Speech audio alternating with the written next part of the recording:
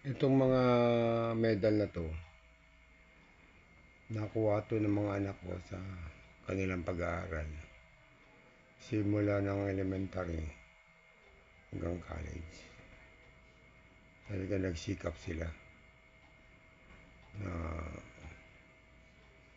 makuha yung mga medal na yan. Marami yan eh.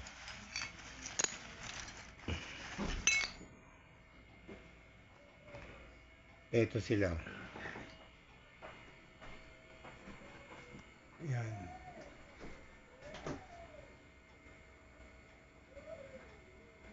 Yan sila. Sa PUP sila gumraduate. Ito, anak ko. Yan.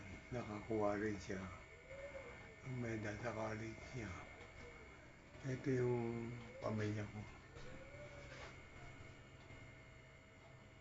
Yan. Ayan si Joseph. Magaling. Magaling ng mga estudyante to. Sa totoo lang, yung pinakita ko kanina na medal, meron pa rito, hindi ko isinama. Dito pa ako. Ayan pa.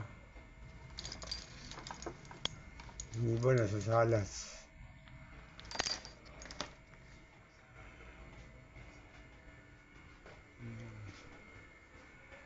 Kaya proud ako doon sa anak ko na talagang magagaling sila.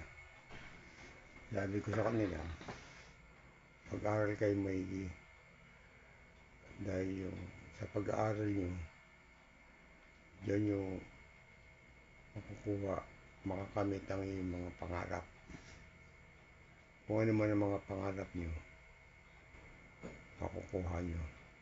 Pero kailangan talino at diskarte ang gamitin nyo. Marami dyan, matatalino, nag-cum laude, pero pagdating naman sa diskarte, mahina. Importante yung diskarte. Pagsamahin mo yung talino at diskarte. Saka kami, ang ginawa namin, tutok talaga. Pag uwi ng bahay, asikasuhin kagad ng mga assignment. Yung misis ko, ang taga-answer sa mga assignment, ako naman ang taga-drawing. Tulad niya, family bonding, mga assignment nila yan. Do-drawing ako, kunyari nagsisimba.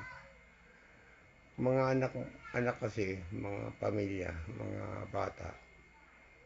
Pagka yan may dalang assignment na may answer, proud yan na mag-aral maigi.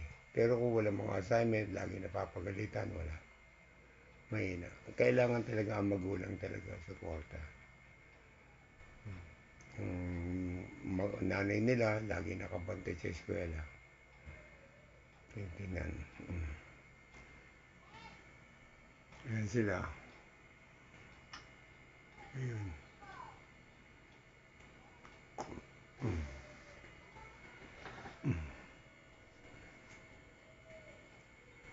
Yan. Ito naman yung nanay nila. Wala na, nanay nila patay na kasi. Namatay siya ng edad na 50.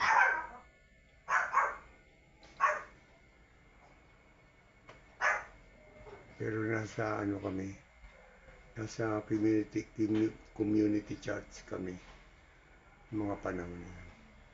Hanggang ngayon naman, nagsisimba pa rin kami. Kaya lang wala na akong partner kasi.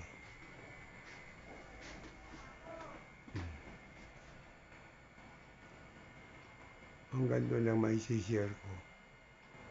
Maraming salamat sa inyo.